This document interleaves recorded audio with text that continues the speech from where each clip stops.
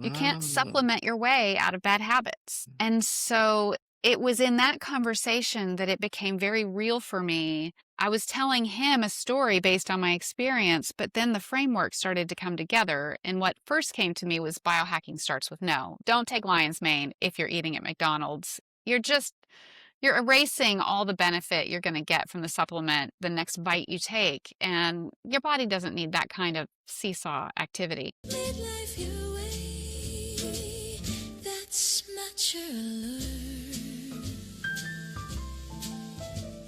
Sandy, welcome to Mature Allure. Hi, Sherri. Thanks for having me. I'm excited about this conversation. So, first, tell us a little bit about you and your journey to today. It's been a long road, a very confusing path. I have no medical background. And so as we start to talk about health, I say that my contribution is a perspective. It's almost like a coach whose entire role is to help people figure out for themselves what's going on inside of them. I feel like the perspective I bring from my experience will help people do that. So I suddenly, in October of 2020, out of nowhere, was unable to do my job. I was unable to think through a task. I couldn't work through my to-do list. And I had just transformed a company, a live events company, into a virtual events company. I was at the top of my game. We quadrupled our revenue after giving away $400,000 in refunds. And it was impressive and stressful. And I was working a lot. It's true. But to suddenly, almost overnight, I felt it over the course of about 1 week. I just couldn't do my job anymore. And I had to train people who were supporting me to do my job for me. And it was embarrassing and frustrating and just a real shock to my ego. So I went immediately to a neurologist who misdiagnosed me as having a bump on my head, a traumatic brain injury from hitting my head. And he said, I see it all the time. People don't know how it happened, but very obviously, the front part of your brain is not getting the oxygen it needs, and neither is the back part of your brain. And so that means you hit your head. We see it all the time. And what had actually happened to cause that scan was that he sent me for the scan. They put me in a dark room. I lied down. I was bored. I meditated with my eyes closed. And so they injected the tracer while I was quieting my frontal lobe through meditation, and the back processes vision. And so it looked like there was no activity going to the back of my brain because my eyes were closed. So an improperly conducted test can cause an entire misdiagnosis. He recommended that I get hyperbaric oxygen therapy, neurofeedback, and to take a drug called nimodipine. And that was the point at which I had to decide if I was going to figure things out for myself and trust my intuition, or if I was just going to follow doctor's orders. And that's where it all began. Yeah, because what he suggested is really expensive. You would think that most people would want to quiet themselves. It Well, can be a really stressful experience. this wasn't an MRI. This was a SPECT scan. And so it was a nuclear tracer. The SPECT scan measures where oxygen is flowing. And so if oxygen's not flowing to the front and the back, they assume you've hit your head. And you don't even remember hitting your head. Like, did you say I hit my head? Yeah, he asked me when I had hit my head, and I said, well, I hit my head twice when I was about 10 years old. He goes, I see it all the time. It comes back to haunt you. And I was like, no, you don't see it all the time. And I had never heard of functional medicine at the time. I didn't know there was an entire other approach. I was as conventional as they come. Your journey, like you mentioned, started with a very personal health crisis after mold exposure. Yeah. How did you figure out, one, that it was mold exposure that was the problem since Yeah. he misdiagnosed you? Right. Well, So let's go with that question first. Yeah, how did you figure that out? it took me about 5 months. And so I started with a neurologist. And I think maybe it was because he recommended neurofeedback and hyperbaric oxygen therapy that I started to look at therapies like that. So I was watching a lot of YouTube and reading books that were talking about the brain. And now before I got to that point where I really couldn't do my job, about a week prior, I was experiencing feelings that felt like depression. And it made sense. I was really stressed and overworked. And I took some time off. And so I spent some time watching TV. I watched YouTube. I read books. I did a little downtime. I did some digging. And the problem I had with my brain wasn't my intellect. I didn't suddenly become incapable of understanding things, but I was incapable of piecing them together in a logical fashion. And so it was the processing, not the intellect, that was hit. So I was studying and trying desperately to find answers. And so it occurred to me that it could be a signal that the feelings of depression, because I loved my life, I was really satisfied, I had meaning and purpose, but I felt awful and confused and really got down on myself quickly because I wasn't performing. And that snowball effect happens real fast for people, I think. And so I took a step back and said, let's examine and see what it could be. And that's when I went to the doctor. And then when I didn't accept his answer and I didn't take the drug, I had to keep searching, but I didn't have a lot of places to turn. I didn't know that I could go to a doctor that would do a really thorough, comprehensive blood panel. I didn't know about the options available, but I had friends who were doctors, and I would get a little piece of advice here and a little there. I went down a wrong turn one day when someone thought I could have arsenic poisoning. I did a at-home heavy metals test where I peed in a cup, sent it off to a lab. I had eaten a crab cake 36 hours prior, and I took activated charcoal the night before I did the urine test because I was following Dave Asprey's advice by that point, and I was taking some bulletproof supplements and other things. And I was just adding whatever I could that I thought might help me feel better. And I didn't know that activated charcoal would cause me to pee out every heavy metal in my body. And I didn't know crab cakes had a form of arsenic that won't kill you, but could look like it will. Mm-hmm. The lab called me, not the company that administers the test, but the lab in between. And the technician said, I'm not supposed to call you, but you have so much arsenic in your body, you might just die, and you need to get help right now. Ironically, you can't get any help until the results come all the way through. So it took another several hours and fighting on the phone with people to get those results so I could go to a place to get chelation therapy, which I didn't need. So they drew my blood at the clinic and then administered the therapy. I mean, the therapy won't really harm you if you do it a couple times, even if you don't need it. But we found out 10 days later that I didn't have arsenic poisoning. I had just eaten a crab cake. Wow. And then it was another month after that. I mean, I was really lost. Another month after that before I got to a part in Dave Asprey's book where he describes the SPECT scan he had and one of the panels that looked like his brain was toxic. And like me, he didn't have a drug or alcohol problem. And I had a similar toxic pattern. And I recall seeing that. And so when he described his, I went back to my scan. I looked at it. I found it. And his was from mold. I was like, I'll test for mold. It was, Random. yeah. And that was it. But you know what's crazy about this whole thing? You were on a mission and you followed through. And it's a Yeah. good thing you followed through because being misdiagnosed can cause a whole host of other issues. Right. But the issues that you have were very common in midlife. So Right. anything, depression, anxiety, being fatigued, not being able to just connect certain things. Brain it fog. could- yeah, brain fog. And it could be anything. Right. Yeah, And I and was a yours, 45-year-old woman. So what's the first guess people want to make as a menopause. 45-year-old? Yeah. Yeah. Yeah, Yeah. because those symptoms are associated with perimenopause and menopause. That's why it's so crazy that you were able to find out the actual issues that you were having. I think the lucky part of the way I got sick was that it was so suddenly impacting my brain that it was absolutely clear to me that it was not a gradual condition. And so a lot of people who are exposed to mold in their environment will get tired and fatigued and start to feel run down and start to feel really sick over time before they get to the brain fog. But it hit me in reverse, and I had someone explain to me how that could happen. I was painting an area that had mold behind the walls, and so it was the paint fumes that carried it directly into my brain. And so my brain was affected first, and then I got sick over time. So by the 5-month mark, when I finally figured out it was mold, I was struggling to stay awake past 7 o'clock. And so my whole body was trying to filter that out after it had affected my ability to work. And had it not immediately and suddenly and obviously impacted my brain, I might have thought I had an autoimmune condition. I might have thought it could have been anything. I might have believed it was perimenopause. It was gradual. Hmm. And how many people are walking around believing that they're experiencing something that they're not, and approaching a solution. Like maybe they're taking hormones when really they need to detox mold.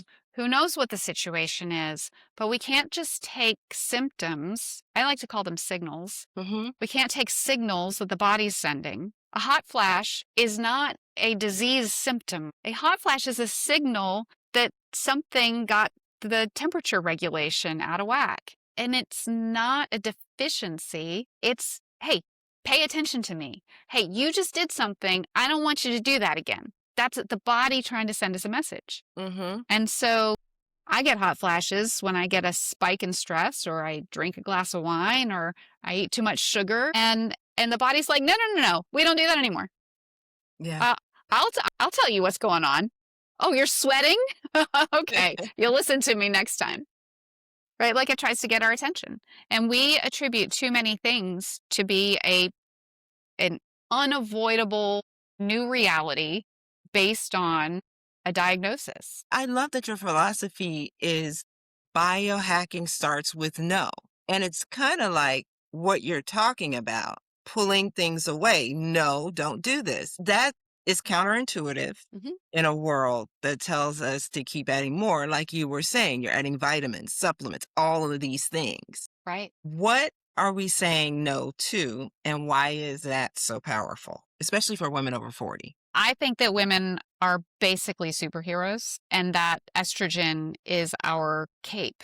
That estrogen we have in our fertile years allows women to birth babies under conditions of famine, crisis. Women are capable of this because our bodies have a protective layer. At a period of time when we put forth the most work, we go through our biggest challenges between our teens and our 50s. And so in that period of time, we push and push and push, careers and families and everything under the sun. And then when that hormone starts to decline, as we move into the next phase, for whatever reason that is evolutionary in our lives, we feel the damage that's been done. What if we just told women in their 20s, you don't have to beat yourself up? That's the message, right? Yeah.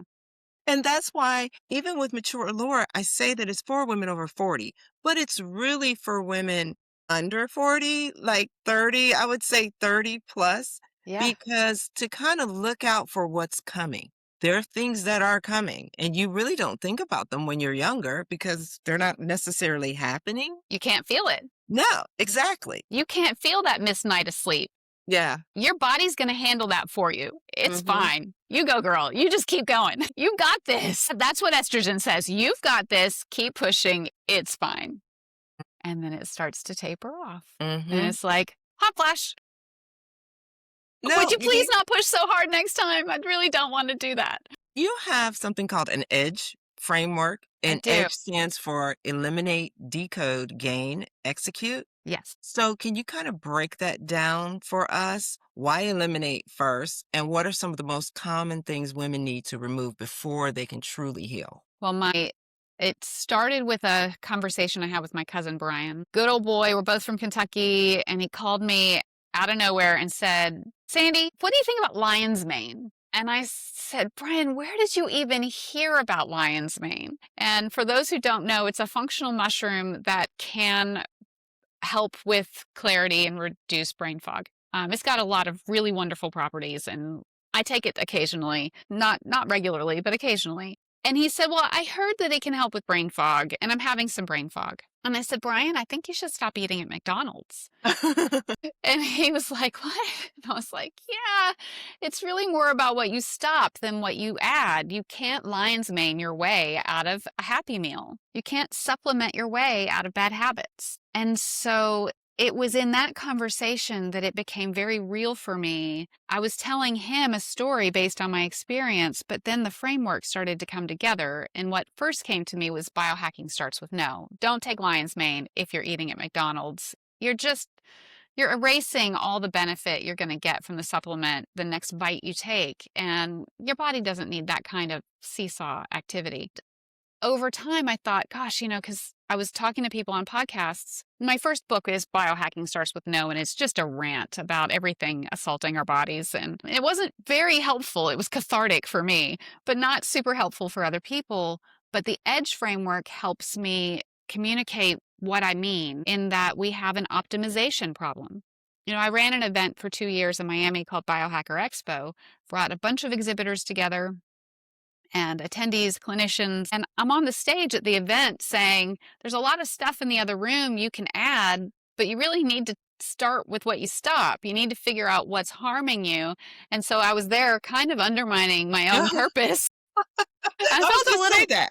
I felt a little bad about it, but then I thought, you know what? That's exactly what this industry needs. It needs for me to be able to communicate this in a way so that it makes sense to the exhibitors selling stuff and the attendees just trying to sort out their own medical mysteries. And so I do believe that before anyone can truly understand the signals their body is sending, they have to reduce the noise. And you reduce the noise by identifying a few habits that are not the best. Everybody's got them. And I even today have things I could cut out, but I've made a lot of progress. I got a lot of simple, low cost, no cost tips for things we can get rid of. But once that noise starts to quiet, because we're not assaulting our biology, we can hear the signals and kind of figure out maybe where it's coming from. And I built a tool.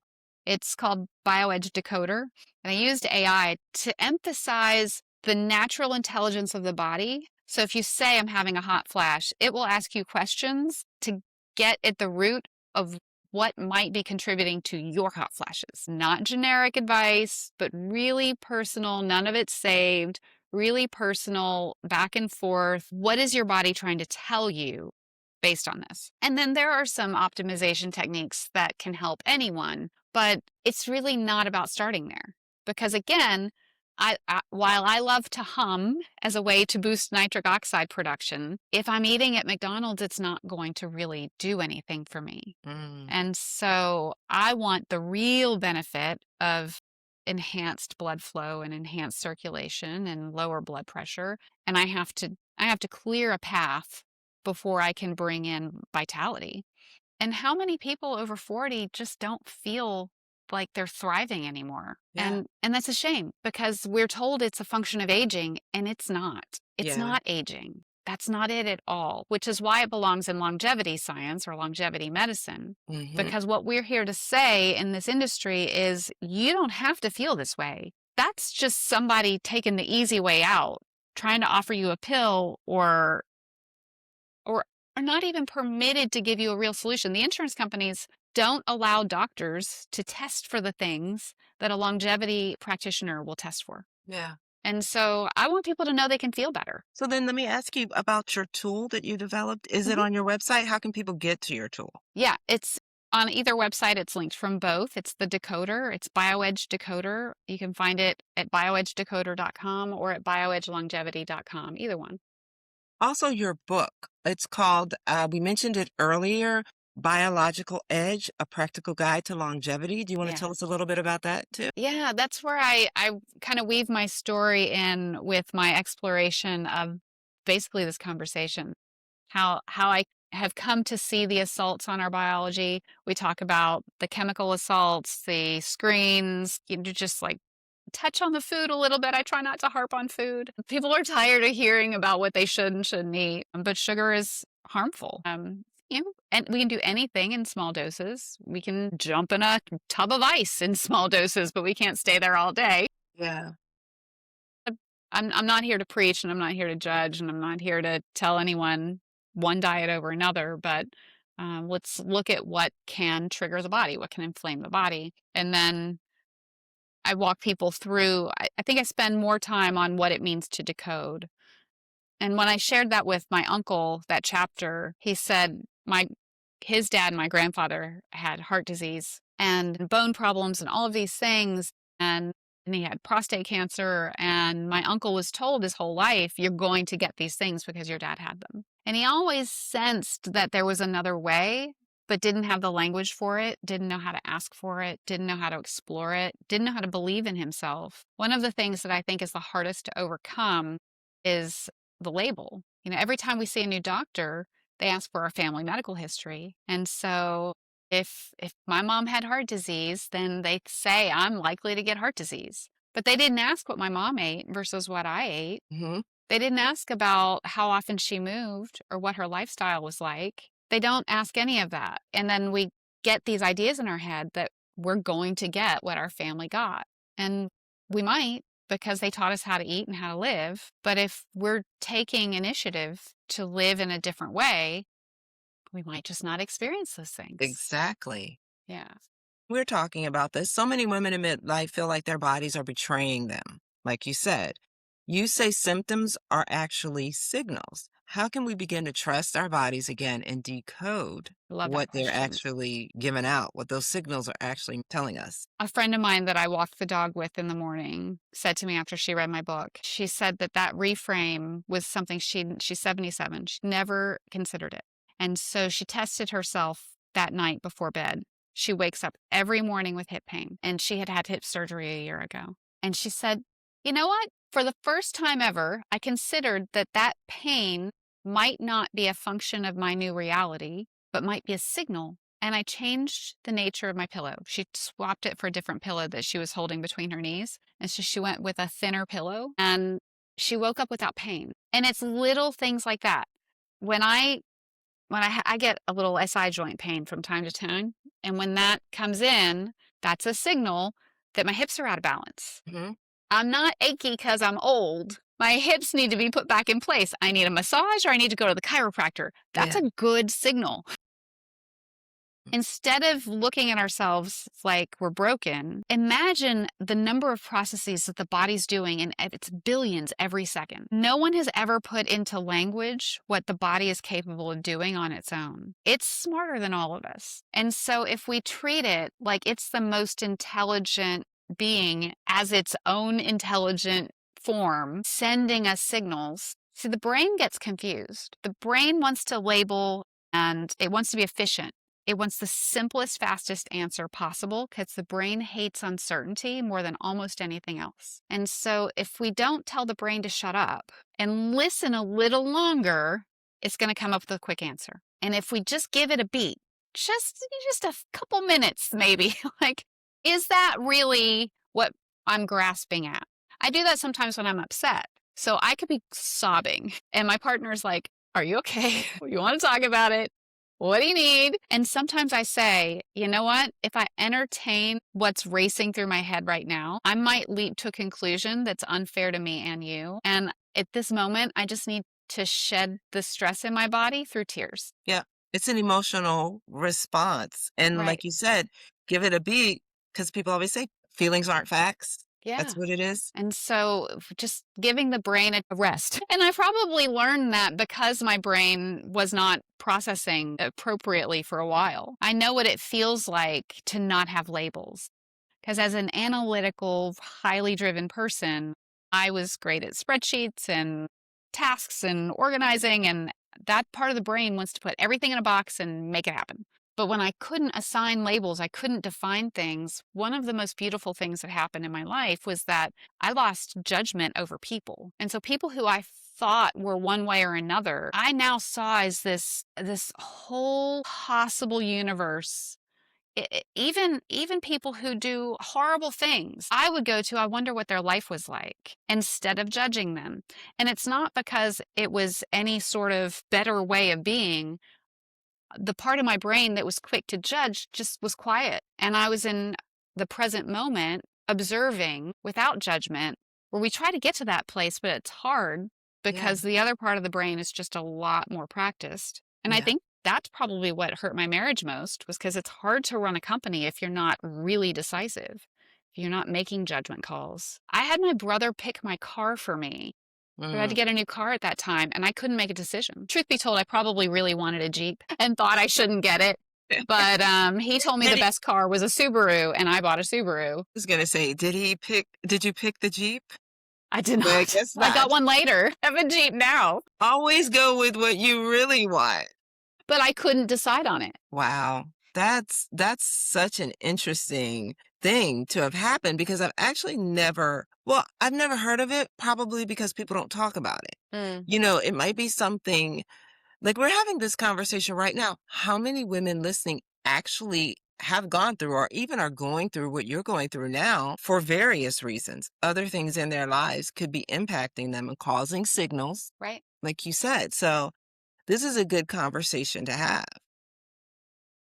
Can you think of something maybe, and I don't know if you share about your personal story on the podcast, but is there something that you have a signal of that maybe you would like to reframe? Yes, actually, there is. I have eczema. I didn't get that until maybe 5 or 6 years ago out of nowhere. And I'm like, how does this happen? Where's eczema coming from? And it took them a minute to figure it out. Turns out, talking to a lot of people like you and other doctors, because my doctor's not going to tell me that a symptom or a issue that causes eczema is gut health. I've always had gut issues. Mm, So now, like you're saying, years and years and years, decades of whatever I'm doing, now yeah. my body is showing me with eczema, hey, you've been doing this and you know you have gut issues. It's Mhm. just compounded now. And this is what's happening. And isn't that funny? Because we can kind of hide our gut issues, but we can't hide the eczema. Exactly. So that was a signal you were willing to listen to. There are so many eczema commercials, different types of medicines. Creams and Yeah. pills and But no one ever says, all things to add, right? yes, Like, exactly. use this cream while you eat the trigger that you're allergic to that's causing the gut inflammation. Yeah. That's it. It's fine. Don't worry about your gut. Just hide the eczema. So when you were talking about it, I'm like, this is so crazy because this is an issue. And the dermatologist never says, you Right, know, because the dermatologist isn't going to ask you about your gut. no, Yeah. not at all. And And the then gut also the doctor's not going to dermatologist. look at your skin. No, exactly. And and the thing is they're connected, but also a dermatologist, come on, every time I come in there, they let my insurance company know. You know what I mean? So why Somebody's not? got to know. Somebody's got to be piecing all this together, right? Exactly. Yeah. So everybody's getting paid while I'm getting a cream for this eczema. They get paid for And that too. exactly. So yeah, that would be my personal story would be yes. And I'm sure everyone has a story like this, Right. you know? It's just a matter of reframing it. When I did the research for the book, I identified 15 systems of the body based not on their anatomical components, but on functions, things to be done, like breathing and circulation. So, not looking at the heart per se, but what does the circulatory system look like? What does the nervous system look like? And even identified things like an emotional system and a stress response system. You can talk about different parts of anatomy that contribute to those things, but as systems, they have relationships with one another. The hormonal system is connected to the detoxification system. And if you're not looking at the overlaps and all of it, then it's really hard to find the signal through the noise. And the way we treat our biology in the doctor's office, one body part after the next, isn't really how the body's doing its job. And like you said, I mean, the system. So, Mhm. like, my gut health system is like, guess what? Eczema is what you're going to get. And that could come back to how the liver is processing whatever it is in your environment. And it might not just be the food, it might be that there's a new environmental toxin that you're unaware you're breathing that triggered the liver to work harder. And so what used to be fine, and then maybe, as fitting with the topic of this podcast, women over 40, it could be the lowering of the estrogen, Hormones. right? That allows us to feel it was protecting you maybe from additional signals, Mhm. but it's only there because of a pattern of eating or living that is oftentimes within our control without spending extra money. I believe that most of it is accomplished through substitutes. Maybe it is a different food to buy than another, but in the case of like how I store my food, I store my food in the fridge in pasta jars now instead of plastic. Mhm. And so it's not always a new gadget we have to buy or a new way of organizing our kitchen. Some of this stuff's just free and easy. And to sleep better affects the hormonal system, which affects everything else. And Yeah. how many of us are struggling to sleep? We could look at the early morning sunlight and the evening sunlight, and that helps to set the hormonal system back into balance. Mhm. Little things. It doesn't have to be life changing, just a little bit here and there until we kind of can really feel what's going on. Yeah. Your story, it's not just about physical healing, it's about reclaiming power. And how did this journey shift your mindset about control, discipline, and self-trust? Yeah. That's always tough for us, right? Standing up to a doctor is hard because I'm no expert and they are. Yeah. And I think that there is something to an inner knowing that that's hard because we're not raised to trust ourselves. And claiming power, I heard someone say once, as I am someone who has stepped into the spotlight, as someone who runs events, stands on stage, and encourages people to consider a new way, there's a lot of pushback. My brother, for example, really doesn't appreciate my view of the world. It's hard to stand up for oneself in the face of strong opposition. But I heard someone say once, if you're not pissing off half of the people you reach, you're not you're not really on mission. Mhm. You're not really doing something. So I remind myself of that all the time and that it's okay that people don't agree. It's okay that people don't appreciate my point of view. And I heard Taylor Tomlinson on an interview the other day say that if someone leaves her comedy special and they didn't like it, they'll talk about it. So I might get more mileage out of the people who don't like what I have to say than the people who do because I'm really mission driven and I would rather them talk about it than just agree with me. Agreeing with me is boring. And so I try to remind myself of those things. Well, also, I think the people that have a problem with it, that's a personal problem because it's work that needs to be done. It's self accountability. And a lot of times that's hard. That's a Yeah. process like everything else. You have to understand that you're accountable for this. You understand this, but then it's doing the work. And Yeah. so to me, I see it kind of like people that would be upset with what you're saying. It's personal. It Mhm. is a personal problem. They just don't want to do the work. So they don't want to hear it. And it frustrates them. And the brain is protecting them. Hmm. And so someone who's got a lot going on sometimes needs to have their walls up. And that's okay. Like I respect that. It's people are dealing with a lot. Hmm. So there's a part of the brain that I love to talk about for its ability to help us move things forward. It's called the anterior midcingulate cortex. And this part of the brain has feelers into all the sensations of the body, and it connects to the frontal lobe where decisions are made. And it sits at this junction point where we can connect mind and body to move something forward. And so I like to do rituals. And I have a full moon and a new moon ritual that I try to do every month. But I'll do it at any point in time where I'm just creating space to bring in something new. And I use stones because the physical act of holding and throwing something sends a signal to the brain that I'm ready to do it because Mm. the brain doesn't know the difference. And so I'll hold something I'm ready to let go of, put it in a stone in my left hand, and no, that's the bring in. The right hand I let go and the left hand I bring in. And I'll go to a body of water or out in the woods and think on what's important to me and then just throw that one I'm ready to let go of out. Just throw it.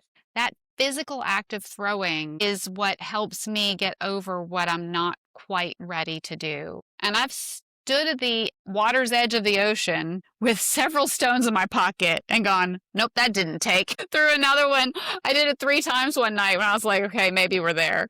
And then with the intention on the in the left hand, I've got one here. I threw a black tourmaline into the Thames River in London, and I have this one. I picked this up in Glastonbury, and I put discipline into this stone a couple years ago, and I threw it at the summer solstice, and I keep it. I keep discipline right here as a reminder, right under my monitor.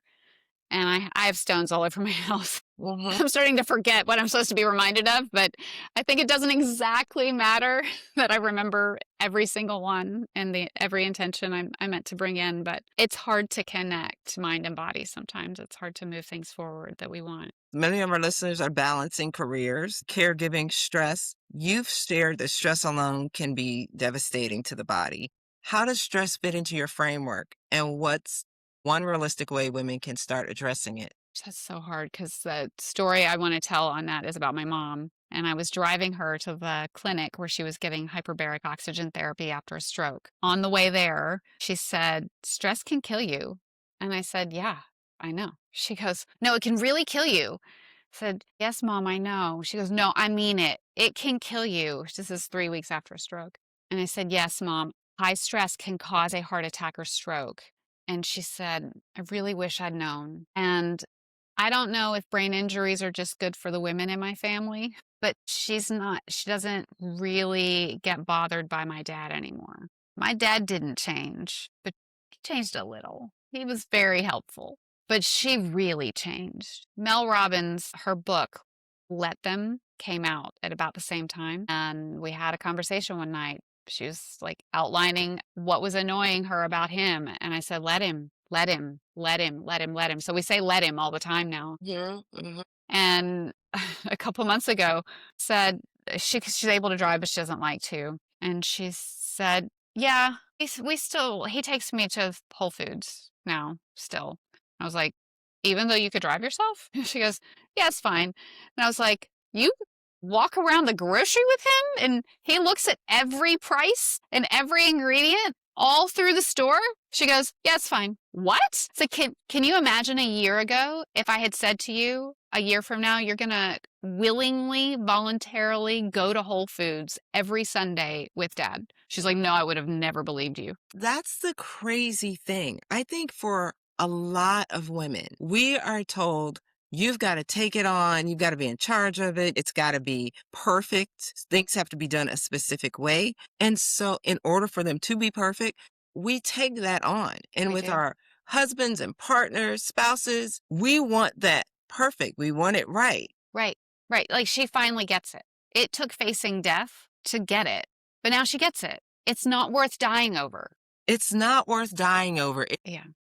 And that's harder said than done. It is. You said that the most effective health strategies cost little to nothing. Mm-hmm. That we talked about that. That's refreshing and honestly a relief. What are a few what are a few foundational low cost practices that can create real changes? One of the first things you can do is don't microwave in plastic. Take it out, put it in a glass container, microwave it in the glass container.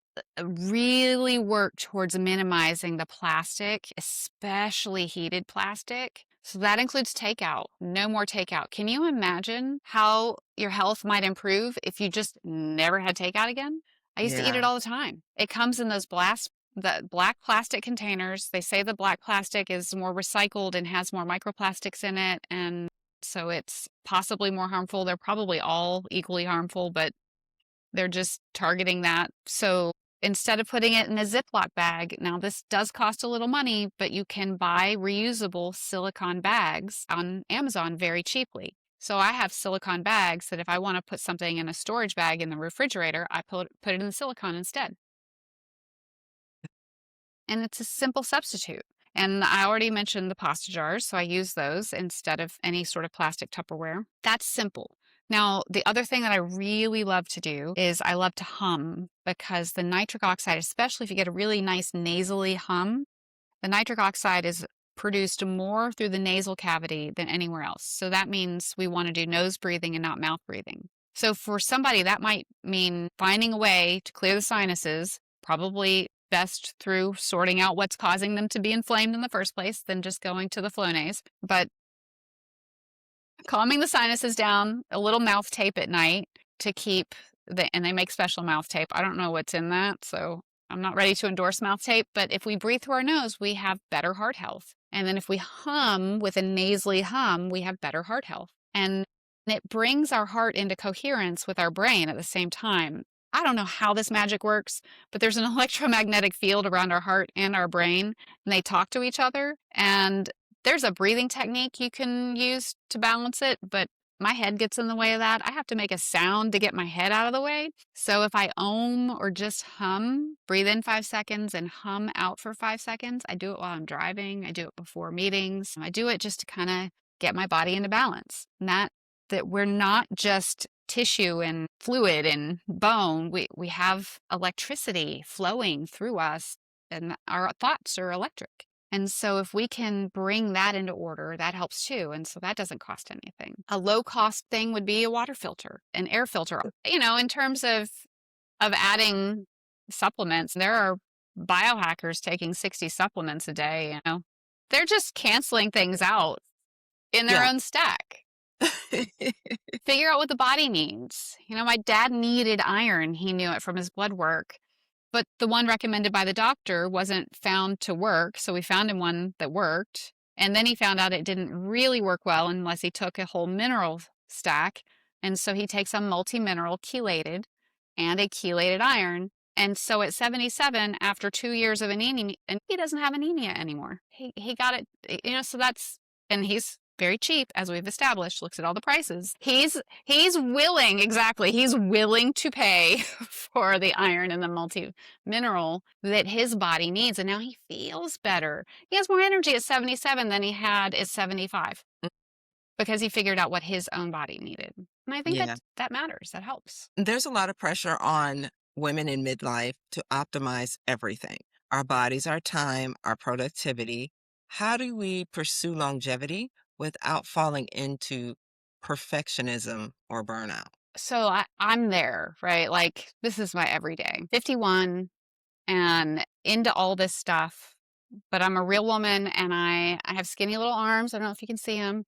And I need to be stronger. And it's a balance between what I can fit into my life and move myself forwards. I exercise about 5 minutes a day. I focus on strength. I do right now what I feel comfortable with without getting stressed out while meeting the demands in my life. And I could do more for my body. You know what? It's okay that I don't. It's just okay. And so it'll build. It'll be more comfortable to do more, to add more. But when I was really sick, my form of exercise was to lie in bed and tighten my muscles. Mm-hmm. And so if someone is listening and they don't have the energy to stay up past 7 like I didn't, your muscles still need to contract. Because if we don't contract our muscles, our body thinks we're dying. And our body starts to send signals like we're nearing the end of life. And so it's important that we do something every single day that sends the signal that we still need our body. Yeah. But that's why I ask people to start. Remind your body it's here to help you live. Just in your chair right now, whatever you're doing, whoever you are, and I'm doing it, like I'm tightening all the little muscles in my body. And we can do it without interrupting other things. I can do it while I watch TV, when I wake up in the morning, when I go to sleep at night. That's where I started. And I'm not going to the gym. I probably will never go to the gym. I might add more equipment at home, but Yeah. that's just not my thing. I do walk my dog 5 times a day. That's great. I only do mine once, and I had said I'm going to start doing twice a day because she needs it, and so do I. And it's actually better for the body to walk more often with shorter duration than to walk 50 minutes a day. To walk 10 times, 5 times at 10 minutes is better overall. And a couple of deep breaths, like 3 deep breaths before eating a meal, will tell the body to digest. It's safe to digest this food. Just telling your body it's safe. Yeah. Because we have all these signals between the news and the noise and everything going on that subconsciously tell our bodies they're not safe. And so when our bodies think they're not safe, they're going to pump the cortisol and put the food right in our bellies. And like, keep it there. Yeah. Not letting this go. I'm going to need you later. And that's not good for us. Yeah. And so reminding ourselves that I, in this moment, am safe. I need my body to live and I'm safe. That's where I start. Before we get out of here, I love this conversation. This is great, Thank you. by the Me way. too. Before we get out of here, if a woman is listening today and she feels overwhelmed, exhausted, and unsure where to start, what is the very first no she should say today to begin reclaiming her health and energy? I'm going to go back to what you said earlier. I don't have to be perfect. No to perfection. No to expectation. Yeah, that's it. Yeah. And I think that's one of the biggest lessons, whether you're forced to or whether you just figure it out. Once you're in midlife and kind of get older, you can't do everything. You can't do all things. Some of these things are, maybe somebody might have them or they might have something else and they haven't put in another thought process other Well, than what a doctor said. My decoder website will help with that. So Okay. bioedgedecoder.com, and you can find everything else about me from there. Hey, that sounds great. Righty, All right. Sandy. Thank Thanks, you for being Sherri. here. Been my pleasure. Bye. Midlife your way, that's mature allure.